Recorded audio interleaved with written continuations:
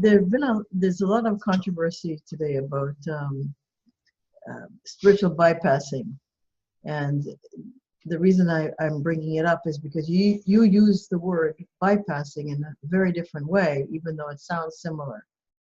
So I just thought you should talk about that. So angling in is bypassing.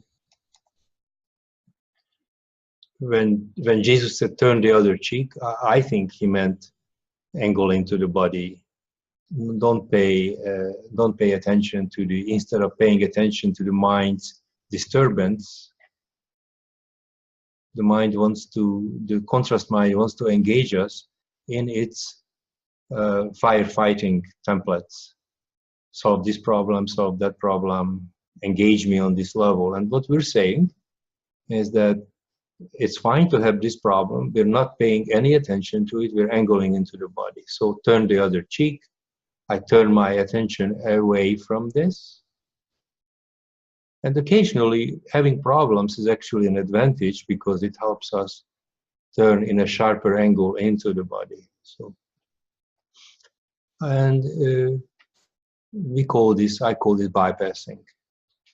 So we're not engaging the narratives, the templates that the monkey is telling me in my head. We're letting it be. We're not agreeing with it, disagreeing with it. We don't do anything with it. We just say, before I engage you, you schmuck, I'm gonna hold God's hand. Angling in, feeling this is a good metaphor, saying holding God's hand. God's hand. That's bypassing. Now, there's a dude very nice guy who wrote a book. I think he just died. Yeah, last month. Unfortunately, he wrote a book about. He was a psychologist or psychiatrist. He wrote a book about his spiritual bypassing, and what he meant by it is he was against spiritual bypassing. Meant that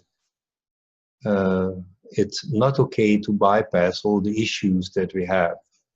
We have issues that need to be straightened out. We have emotions, we have experiences that need to be really addressed on this level. Mm-hmm. And what he meant is that some people just try to go bypass it and go directly to meditation and stuff like that, right? And that those then come back to haunt you. So in the name of spirituality. In the name of spirituality. They ignore life. Yeah, basically. In the name of spirituality, he was against, ignoring all the troubles and going to meditation, let's say.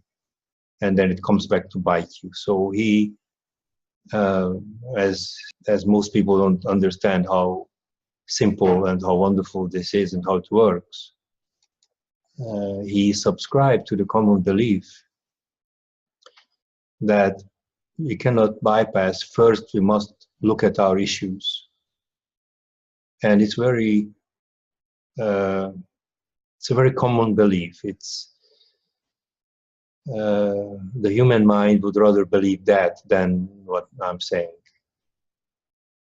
He said you can't bypass it, you must clean up, look at the issues.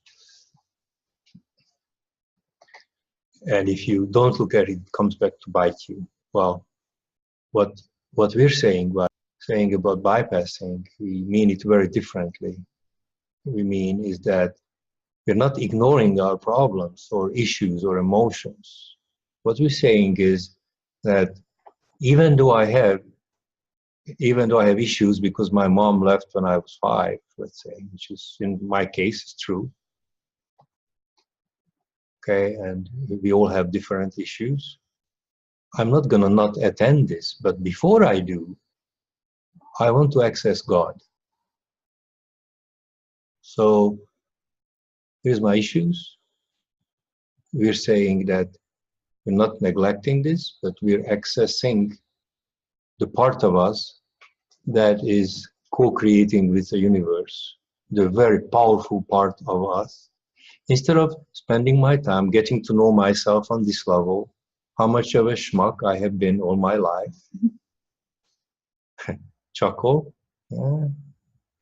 Instead of getting to know what idiosyncrasies I have or what kind of a narrative do I subscribe to that's incorrect, etc. I don't really subscribe to the fact that you got to get to know yourself on this level. Why not get to know the part of you that is already perfect? This is not a philosophy. It's not a concept. It's not an additional concept. Oh yeah, the part of me that's connected to God. And I don't mean that in a conceptual way. I mean that in an actual, real, feeling, experiential way of angling in. Yes, I have issues, and I'm getting in touch with the part of me that is absolutely perfect. And then, will those issues come up? Let's say yes. But then, I have a very powerful ally to help me to deal with it. So first, access God, universe, and then, if anything pops up, I deal with my issue.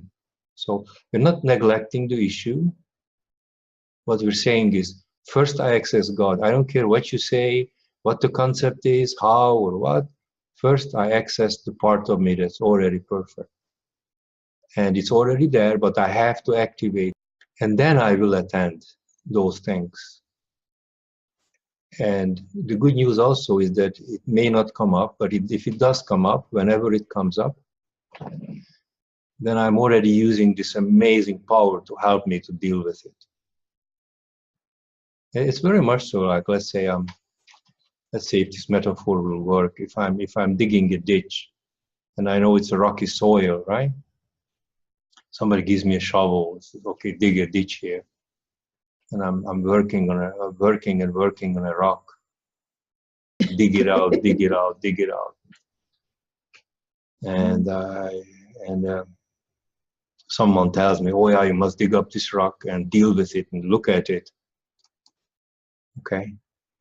But I happen to know that I have an excavator at my disposal. And I say, but hold on for a second, I'm gonna start the excavator and then I dig up this rock. No. First you have to use the shovel to dig up the rock so that you respect the rock, look at the rock, deal with the rock. And then if you analyze then if you dug up enough rock and you have the 20 meter into the earth, then you might qualify based on somebody's criteria to some kind of a spiritual platform. So what we're saying, and I know it's a very weird example, but I know there is rocks. By accessing this that we're already experiencing together, I'm accessing the power of this excavator. It will dig up the rock, no problem. I'm not gonna not look at it, but I'm gonna use the excavator to dig it up. And the excavator, very comfortable, will put it in front of me, and I will look at it. Okay, now I'm dealing with it.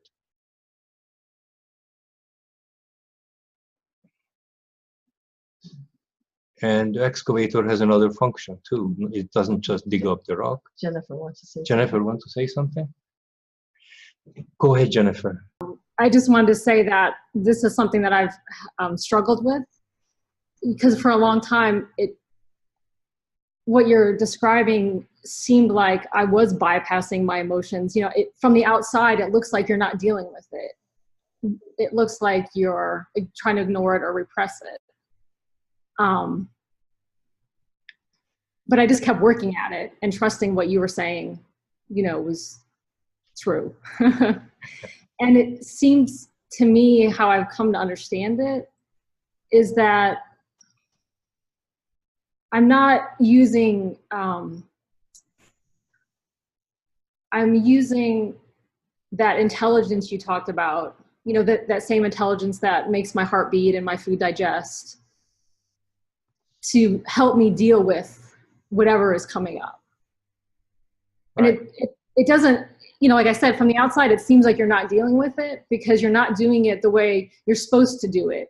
Like what a therapist would say, how to deal with it, or, you know, some other spiritual teacher, how to, you know, look at it, analyze it, talk about it. Basically using thoughts to deal with thoughts. And it just seems like over time, as I've just kept trying to, when something arises, so for me, anxiety has been a long issue. When that happens, it's like I feel like I'm bringing another partner to the table. It's just that that partner is invisible and silent, and I've just had to learn to trust that it's actually doing something or helping. And it is helping, right? Right. Oh, absolutely. Yes. Yeah. Jennifer, Yes. we have been working together for quite a while, very successfully, I must say. So thank you for sharing this. It's always wonderful to have someone else's vocabulary and perspective. It's amazing how she said it. It seems like bypassing because it's not the mind that's solving the problem. And we're used to the mind solving all our problems. Right, exactly. So when the help comes from another angle, it seems like nothing is happening. Like nothing is happening, and we're not, you know. Yeah. So seem like we're cheating. Yeah, let's cheat.